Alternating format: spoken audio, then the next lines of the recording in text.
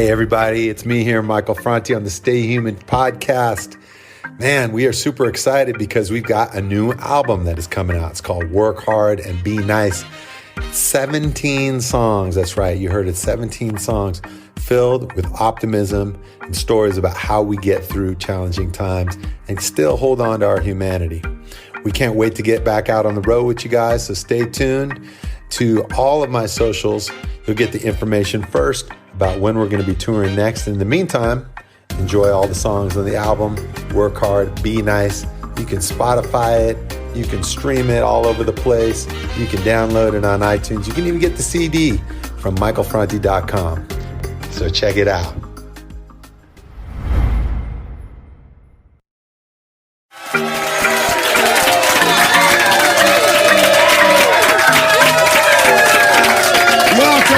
Welcome to the Stay Human podcast here from Whale Rock Festival. We have our special guest here today, Hot Buttered Rum in the house. How you doing? And man, this is an amazing festival. I don't know if you've had a chance to walk around, Eric, but have you had a chance to walk around a little bit? Not this one. We were here 3 years ago, so we got a chance to do just about everything here. It's we literally such a just cool rolled around thing. It's like it's like the ultimate boutique festival, you know. Yeah. And I know you guys have been playing for a really long time, and we play at all kinds of really big festivals with porta potties that are filled completely. And I went into a porta potty here today, and it was only half filled. Yeah. And that to me is amazing. And it's mid-Saturday. Usually that's about when things get pretty. Yeah, that's usually pretty when pretty primal. They're calling that guy with the big hose, and he's coming in. That guy is he's like the star of every festival. Yeah. He should be at the top of the bill. Michael Franti and Spirit. Michael Franti and Spirit. And that guy. Featuring the guy who sucks the shit out of the toilets. Anyway, we're super stoked to have you here. And I want to first talk about the name of your band. How did you guys get the name? We came up with it just like so many things, just by happenstance. That's what we were trying to make on the first night that the 5 original members were playing at a house party. Okay. We decided we're going to make Hot Buttered Rum. It's cold outside. We need something that will nourish us and also pack a serious punch. So we poured a lot of rum and a lot of butter and a lot of sugar. And to be honest, it was terrible. The taste was terrible. We did not know how to do it at all. We didn't do the right amount of anything. And the music was only slightly better. But I think we kind of improved on both recipes. Okay. So do you guys still whip up Hot Buttered Rum? Occasionally. Is there a recipe that people could? We have a collection. There's a number of different recipes, but it's a real specific drink. You can't drink Hot Buttered Rum when it's warm outside. No, it's really, really, really. It's not a it'll make you sweat California, butter. No, 85 degree day. No. We're talking Minneapolis midwinter, or a skiing thing or something like that, where it's just it will keep you alive and it'll keep. And where did you guys start? Where were you based? We started in the San Francisco Bay Area. Okay, right. So yeah, as did I. As you know, it's a good. That's not known for string picking. No, it's not. It's not your Colorado or your Tennessee or your North Carolina. But there are some really good players there, and we've gotten a chance to play with just about all of them. I think throughout the last 15, 20 years. But there are really good players there. It's just now it's a lot easier now that people are online and we can find each other. But you're right. It's sort of a spread out diaspora of string players around the Bay Area. Yeah. Did you grow up in San Francisco? I grew up north of the city. Okay. Up in Marin. And so when you were growing up, first of all, what town did you grow up in? Mill Valley. Mill Valley. And what was your childhood like? What was Mill Valley like at the time when you were growing up? It was a great place to be. It was just, you don't realize things that you have as a kid until you look back on it later. But growing up with Mount Tamalpais there and with Muir Woods and stuff, just that was like our weekend. We would just go out and just be just wild children of the forest, running around like Ewoks. Yeah, basically. Yeah, and that kind of carried right through into high school and college years, actually. But we just that kind of led both me and Brian both grew up there, and then I think a lot of the early impetus for the band was doing music that we could take out away from the city and out away from, kind of the Front Range to be able to do play the in backcountry. nature. Yeah, exactly. We actually did a couple backcountry trips really early on, where some of those first songs that came out after you've been away from electricity for a week. Yeah. You know, what is So music as like? you're growing up as a kid, and were your family like really outdoorsy? Was it like a kind of like hippie family, or was it just part of who you were that you lived near? I think I was No. more the hippie of my family. Okay. I don't know. Yeah, my mom was a hippie, I think, at one point, but Uh-huh. that had all since passed. So when I came around, but like you grew up in Marin County, like that's where the Dead are there, and you know Yeah. you see Grace Slick and some of those old '60s icons running around, and then you know Les Claypool would be cruising around Sebastopol in the Valley. They just had that energy of music, and you'd see, especially at the Sweetwater, the old Sweetwater before they remodel it. They'd just be great musicians just dropping in there to play. Yeah. So we'd, you know, me and some of my friends from high school that had a band, we'd just go there and just listen outside just to see who was. Did you who was grow in up the in a group. musical family where people? Not all that musical. My more acting. My grandmother was like the theater teacher for the Wow. town, so she led all the plays. So I was like, I grew up doing a lot of singing and Yeah. acting on stage. And so, at what point was music a part of your life? I think I just got. I understood that I had to do it somewhere about middle of high school. I just realized that Had I you was. been playing before then? I've been playing some before that, but I was like a band kid doing saxophone and string bass and stuff and all the little combos. And I realized at some point I'm like, oh, I'm just doing this all the time while my other friends are like out doing sports or other stuff. This is something that I can't get enough of. So And you were describing before, like growing up in your family, like you were kind of the hippie kid. Was that looked down upon in your family? Did you feel like an outsider in your family, or was it? No, I think it was just looked upon pretty good naturedly because as opposed to like some of the other modalities that were happening in the 90s. Yeah. It was I think You weren't viewed as like, selling oh, it's kind of crack. like yeah, exactly. It was kind of a cute throwback to me as opposed to being like heavy goth kid or getting like that, getting into the heavier stuff that a lot of kids would get into, you know, in high school. Hippie drugs tend to sort of keep you a little bit safer. Yeah. You might like have a big night and really, really try to answer the big questions, but you're probably not going to end up, selling all your mom's jewelry for that next trip of acid. Yeah. Come on. So then in high school, you started to get more into music. Was there something that inspired you at that time, or was it just like, you know, I just kind of found this love for it? Or I think for me it was the ability to be around other people that I wanted to be around. So I found people that I really enjoy their company, and I would like try to get them to do music with me or vice versa, and trying to connect with people from other schools around the Bay Area, especially because we were doing a lot of jazz in my high school, and trying to find other musicians who are like, okay, here's the best bass player in Marin, but he's all the way over in Fairfax. So you get on the bus and you go play with him, and it's just like I really always like the kind of social aspect.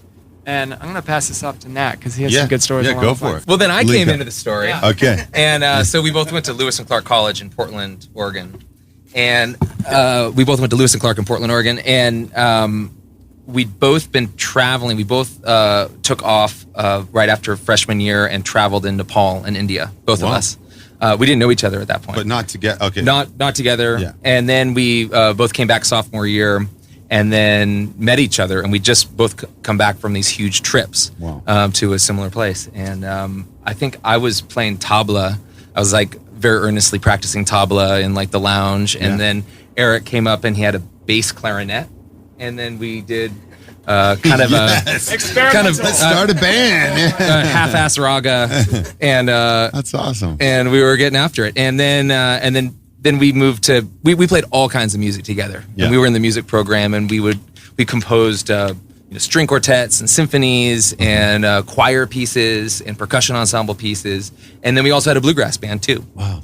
And it was really the bluegrass band that took off. There's just more of a place, or at least I just felt that my place was doing that. So did you just completely fuck off school and just be like, I'm going to play music, or was No, we were really good students. We were like straight A college students, and did the music program. Yeah. And he also majored in English. I minored in English, and so we both read a lot, did a lot of history, did science classes, anthropology classes, and we're pretty serious Tell me about about it. Nepal. I'm really curious. Like the fact that you had both been in Nepal and then you both meet up, I feel like there's some kind of synchronicity there. Totally. Yeah. So what was it that drew you to go to Nepal in the first place? And then what was your experience there? 20,000 foot mountains.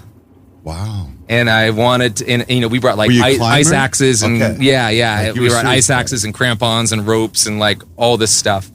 And You know what's really funny? I interviewed another band called Satsang, and they're a really great young band, and they had a almost identical thing. They went to Nepal, Wow.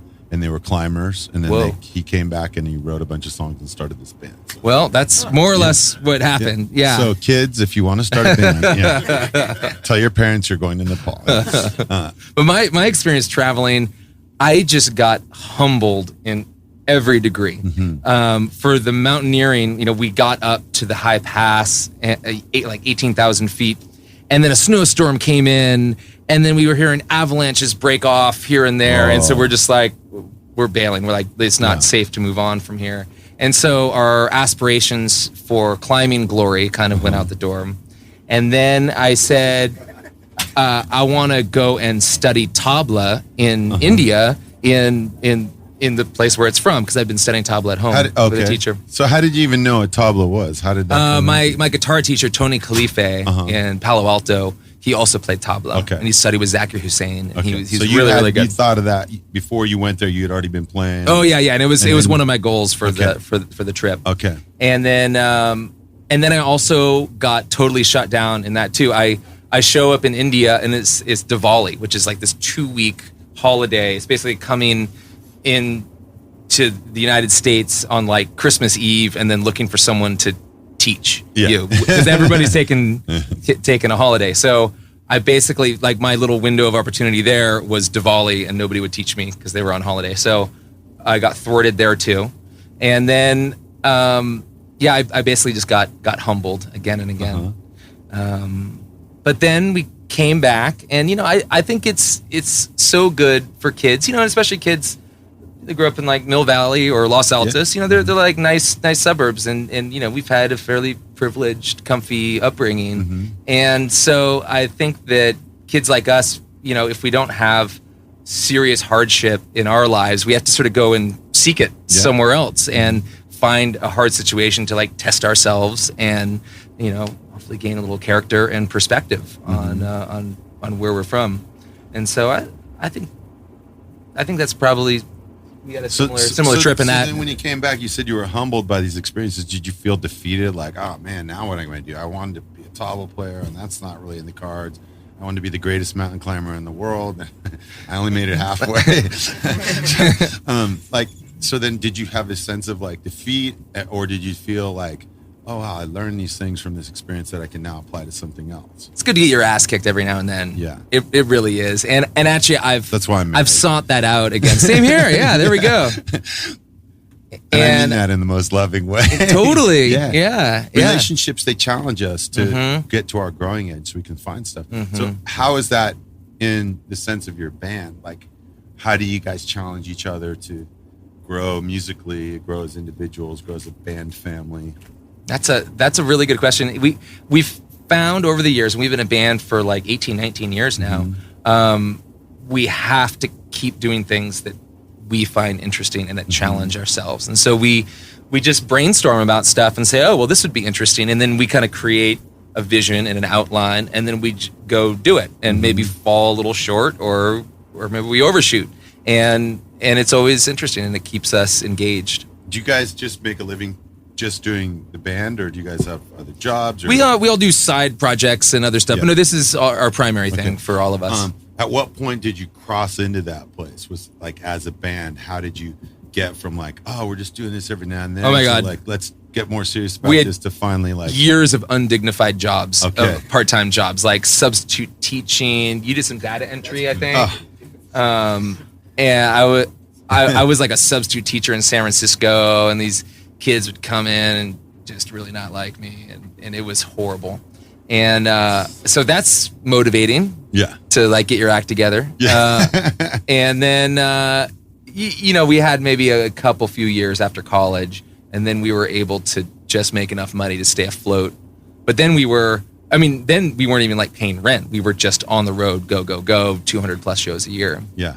And then somehow this band has persevered through all these different stages of life. for a while there, we were 5 single dudes on the road, just playing festivals and playing gigs, and that has a way of working. But then, once you have a steady girlfriend, then that becomes challenging. Mm-hmm. Once you get married, that's a new challenge. Once you have kids, that's a new challenge too. And each stage of the game has been difficult. Yeah, okay. 2 kids. So, when I first started in music, I actually had my first child the year that I started in music, which is 1987. So my kids both, my youngest is now 18 and just finished school. I'm an empty nester now. Wow. And but throughout that time, I went from the first, in the late 80s, like I was writing postcards home to my kid, Wow. Then it became, because long distance was too expensive. Long distance was too expensive. Yeah. It made me 1 phone call a week for 5 minutes, and then we got a beeper, and then we got eventually a email account, and I was able to email and write letters. Great. And then a cell phone came, and now it's like FaceTime, Instagram, like it's like this constant thing. So how is it that you're able to keep up both with your kids and at the same time with your wife, and manage those relationships and keep them thriving? It's really, really hard. It's really hard. I mean, I don't really chalk it up to any great accomplishment of mine. It's actually how cool my wife is. Mm-hmm. And she is down. And she is just a really hard worker and very supportive of what I'm doing. I'm supportive of what she does. And we make this thing work.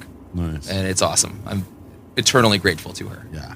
It's amazing. My wife is the same way. We both have like shared core values, and we're both working on the same things in the world. And as we're small business owners, as musicians, it's really tough to be able to like manage your business on the one hand and use that side of your brain, and then use your creative brain on the other side. Mm-hmm. But my wife is like super skilled at that other side of it, so I can just be like a hippie musician. Oh, that's great. Hey everybody, it's Michael Franti here on the Stay Human podcast. A few years back, my wife Sarah and I decided that we would start a nonprofit with the intention of bringing people with advanced stages of life-threatening illness, children and adults with special needs, and wounded veterans to see any live concert by any artist in any city in the world. And from that, Do It for the Love was born.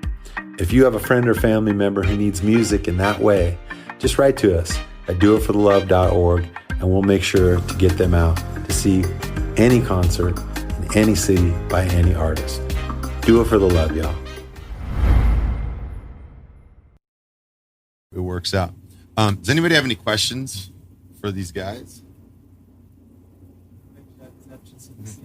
Yeah. Zeb. Sit in the seat, Zeb. Oh, but how am I going to Facebook Live at all? Yeah. Yeah, get in here, Zeb. Hey, I'm coming in. What do you do? I play the 5-string fiddle.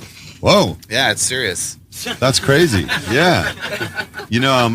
My second band was the Disposable Heroes of Hypocrisy. And that's a really long band name. Yeah, thank you. And I used to work in this place called Subway Guitars in Berkeley, and I'm a luthier. I'm trained as a luthier. And one day this guy comes in and he goes, I want a 7-string guitar. And I'm like, whoa, that's cool, And so we built him a 7-string guitar, and it was Charlie Hunter. The Korn guy. Right? Charlie Hunter, the the jazz guy. Totally not Korn. So Charlie, totally not Korn. Although he'd rip a Korn song, no problem. But new Korn. So Charlie became part of my band. He played 7, 8, and 8-string guitar, and at the time I was just rapping.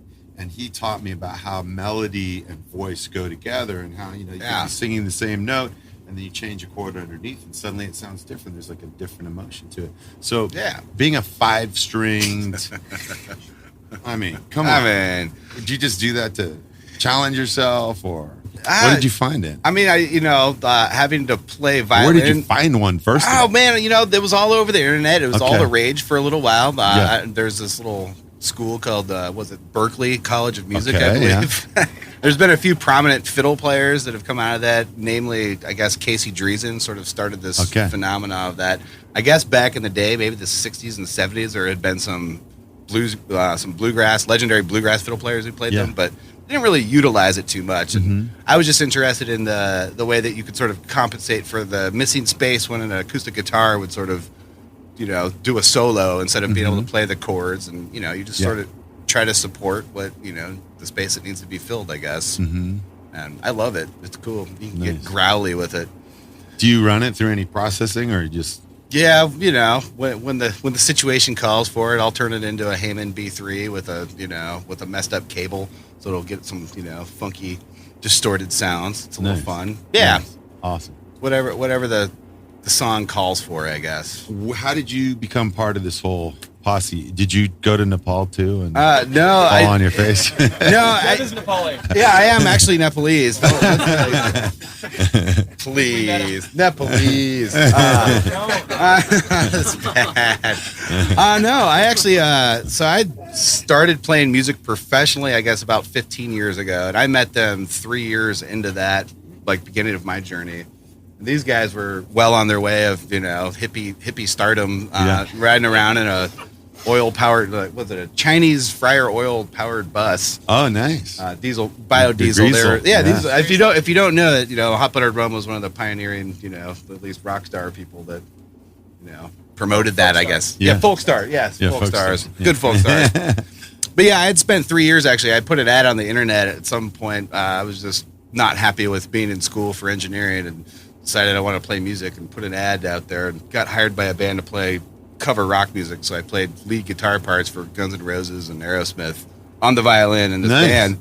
And I was just kind of burnt out after playing a bunch of fraternity parties for 3.5 years. It was crazy. Yeah. And so a lot of frat parties. That's a lot of frat parties. I saw a lot of people's dreams that they'll never remember. It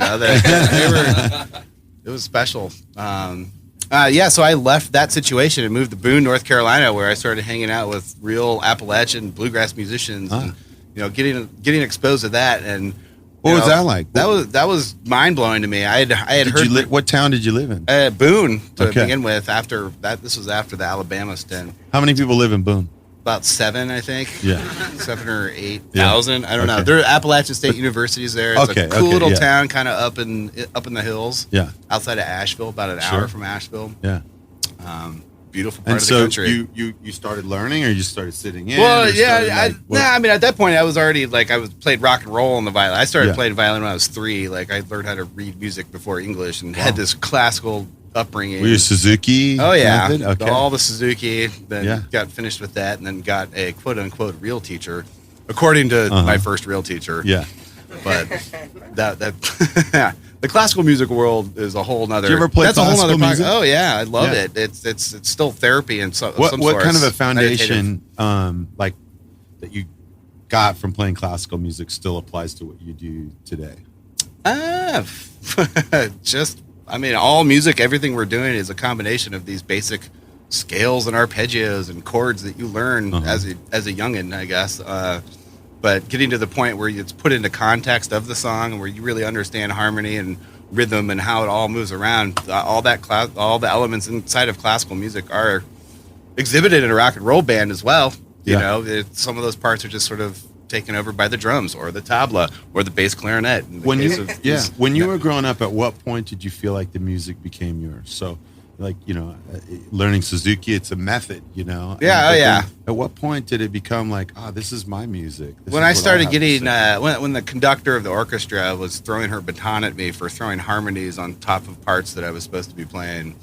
And that was pretty much the beginning of the end. Yeah, that's when I started getting. It's not good to remain in a musically, physically abusive relationship where you're getting things thrown at you. So I was thankfully able to step away from that and start playing with the music that was relevant to my peer group, and listening to 90s rock, Weezer, not Korn. Yeah. And what was your band's name with those? Disposable Heroes. Yeah, that's a great band name. I'm interested, Michael. When was your moment like that? When your music became your own? Well, when I was a kid, I grew up playing. I came from a kind of a musical family. My mother played organ and piano in the church. One brother played sax. The other brother played piano, trumpet, and harmonica. I had 2 sisters. They both played violin. One played viola, and I played basketball. And I got a scholarship to go to the University of San Francisco. But all that time, like in my house, I grew up in a very mixed household. I was adopted, and so my parents are Finnish Americans. They had 3 kids of their own. Then they adopted myself and another African American son. I have one sister who's a lesbian. I have a brother who's a police officer. We grew up in this like mixed house.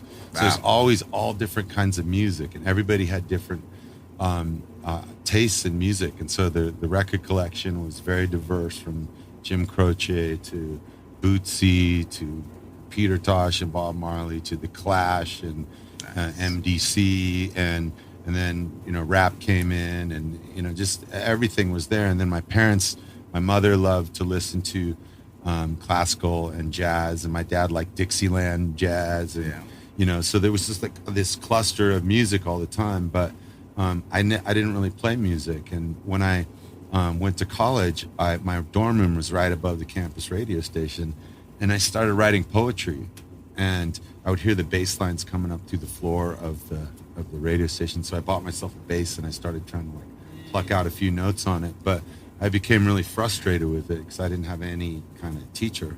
But I knew that I wanted to say something, and so I started just to write poetry and then collaborate with percussionists, and that's how I started my first group, the Beatniks. We just used crazy. We would rehearse at a shipyard, just beating on metal. It was the total opposite of the Suzuki method. Shipyard, but, or the kamikaze. But we would method, take these metal instruments and then bring them into venues, and we'd bang on metal and shout radical political poetry, and that became it. But at a certain point, I realized that I had written a lot of songs about social issues, and then someone invited me to come and play in this prison, and I did this a bunch of songs about how messed up prisons were. And at the end of the set, these guys came up to me and like, we really appreciate you coming here and saying what you had to say, but we really wanted to hear songs about how much we miss our girlfriend, because that's really what we're dealing with today, So it really started to change the way that I think about music, that it's not just my mind, but if I'm sharing it with people, that I want it to be something that they can relate to and understand and touch their hearts with ideas and sounds that make you move, make you want to dance, and invite some kind of opening, some kind of like, I'm stuck, I've been in this shitty job all week that I can't wait to leave, but now I go to the concert and it's like I access who I am, my authentic self. And so that was it for me. And so I can't really identify one point, except that when I first started, I knew that it was I wanted to express what I was feeling, and sometimes it was anger, sometimes it was joy, sometimes it was frustration about the world, and other times it was wanting to be a conduit for someone who's in jail. So yeah, I feel like I'm still peeling back those onion layers all the time, but I guess it was when I was in college that I started to realize that this could be something that would serve other people. Yeah. Anyway, we end this podcast with the same question every time. It's a Stay Human podcast, and so I always ask everybody, what do you do to stay human? This is a world that is constantly trying to attach a number to our name. Like, how many Facebook friends do you have? What's the number attached to your name in your ATM account? 9 people. You got 9 people watching. So, what do you do to stay human? Breathe. And being conscious and aware of that, I guess, and living your way through the struggles of it. Yeah. I don't know, man. Just think about it. You gotta think. Yeah. For me, it's thinking. A lot of people would think that thinking would be like counting and analyzing, but really without that conscious thought, to me, I think being human, that's where it begins. Mm-hmm. But that's, a violinist talking. Yeah. A 5-string violinist. Should ask the banjo That's player. you, man. That's you. Yeah. Eric. I think for me, I don't know. I mean, a lot of things. Meditating, playing music, walking, moving my body. But first thing that came to my mind is just reaching out and talking to people. Calling somebody on the phone, or having those feelings of isolation can just go straight away, like within 10 seconds of a good conversation with someone who knows me. Because I think too, like, our culture is definitely built to isolate us and make us feel less than, so that we buy more shit we don't need, so that we join whatever thing we're supposed to join to get rid of that feeling. But just having a conversation with someone that's known me for a while, that's a really valuable Right on. spotlight. That's super cool. Lately, my wife and kids and I we've been making a real point of like just putting technology aside for prescribed amounts of time, and that's really good. I mean, that's a start, and just not worrying about any kind of communication, even if it's something that's happening right now, and we just turn off the phones, put away the computers, and just hang out with the kids, play music, chase them around, do make believe. And having kids and seeing how their mind works with so little input, like they don't need complex toys to create these huge fantasy worlds, and so it's fun to be part of it, and it's fun to stoke it. Awesome. Yeah. Right on. Well, how can folks find you guys and find your music? Well, we're Hot Buttered Rum. You can find us at hotbutteredrum.net. .net. Okay. .net, yeah. Okay. This is not AOL, but .net. Awesome. Well, thank you guys for being here today. Thanks, This is awesome. From the Whale Rock Festival here in Templeton, California. Thank you for being on the Stay Human podcast this week with Hot Buttered Rum. Go check out their music whenever you see it. Peace.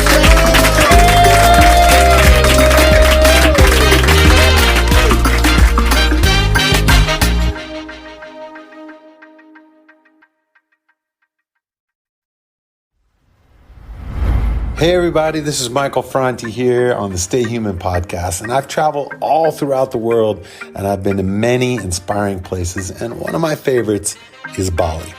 I fell in love with its people and nature the first time that I came here in 2007, and at that time I had a dream to build a place that was dedicated to music, soul, and wellness.